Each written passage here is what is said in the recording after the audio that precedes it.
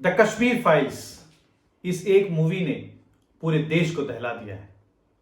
जरा सोचिए हमारे उन कटे हुए सरों को, जिनकी सैकड़ों मीनारें एक आसमानी किताब के हुक्म से खड़ी कर दी गई, गांधार से बंगाल तक।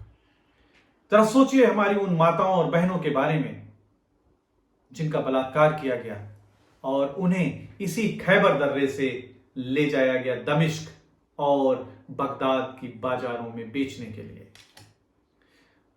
जरा सोचिए उन बच्चों के बारे में जिन्हें अट्टहास करते हुए आक्रांताओं ने माताओं की गोद से छीनकर हवा में उछाल दिया और उन्हें वापस लिया गया भाले की नोक पर, और उनकी माताओं को खींचकर ठूंस दिया गया बैलगाड़ियों में। हजारों गांवों में सैकड़ों वर्षों तक हम संघर्षरत रहे, न जाने कितने बलिदान हो गए। देश युद्धरत था और सत्ताएं गुलाम होती चली गईं। गांधार और पंजाब में छत्री लड़ते लड़ते समाप्त हो गए और जो शेष बचे वो उनका जबरन धर्म परिवर्तन करा दिया गया। कई सुल्तानों के जन्मदिन पर 1 लाख हिंदुओं की हत्या का रिवाज था और ना जाने कितने हिंदू तो केवल इसलिए मारे गए क्योंकि सुल्तानों के इन कारिंदों को अपना टारगेट पूरा करना था। एक प्रसिद्ध अमेरिकी इतिहासकार बिल डूरंट का यह मानना है कि भारत पर इस्लामिक आक्रांताओं द्वारा किया गया हिंदू नरसंहार मानव इतिहास की सबसे बड़ी त्रासदी है। संसार अभी तक जिस मानव त्रासदी को सबसे बड़ी मानता है वो है नाजी सेना द्वारा 60 लाख यहूदियों का नरसंहार। एक आंकलन के मुताबिक पूरे संसार में लगभग 10 करोड़ हिंदुओं का नरसंहार हुआ है और ये यहूदी नरसंहार से 18 गुना बड़ा है। परंतु इसके बाद भी हमारी आंखें नहीं खुली।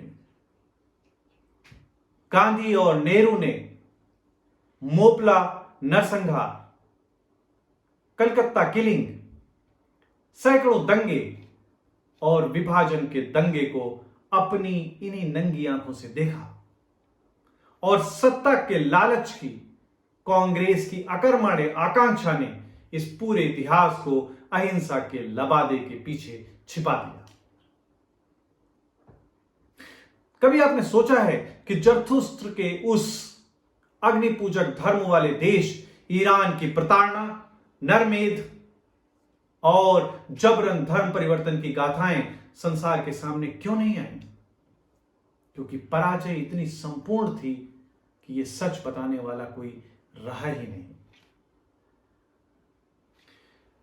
वो पूरी ये एक गर्वीली महान सभ्यता के ऊपर एक निकृष्ट बर्बर कबीलाई पशुवत समाज की विजय की मर्मांतक गाथा है। जब कोई बचा ही नहीं तो सत्य बताएगा कौन?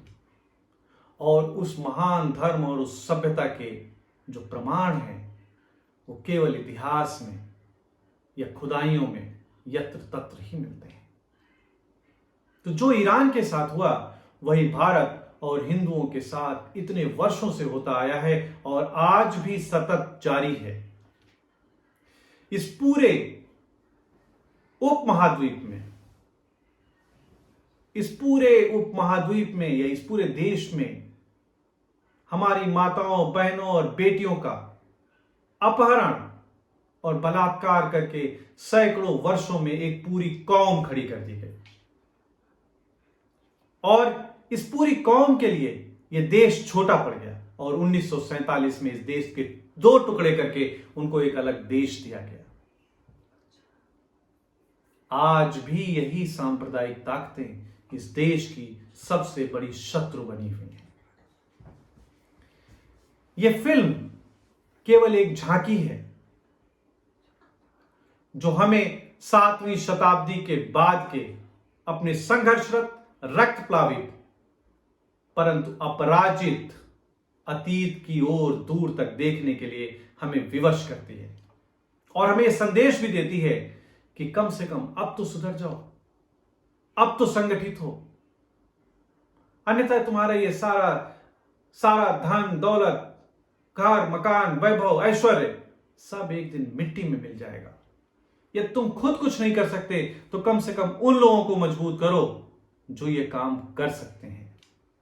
अन्यथा एक दिन तुम भी केवल इतिहास के पन्नों में ही ढूंढे जाओगे और पता नहीं इतिहास के पन्नों में वो दर्ज करवाने के लिए कोई बचेगा भी या नहीं। मेरी इन बातों पर विचार अवश्य करिएगा। धन्यवाद। इस चैनल पर बहुत सारे ऐसे वीडियोस हैं जो आपको बहुत पसंद आने वाले हैं। इन आइकन्स पे क्लिक करके उन्हें देखिए और इस चैनल को सब्सक्राइब करिए।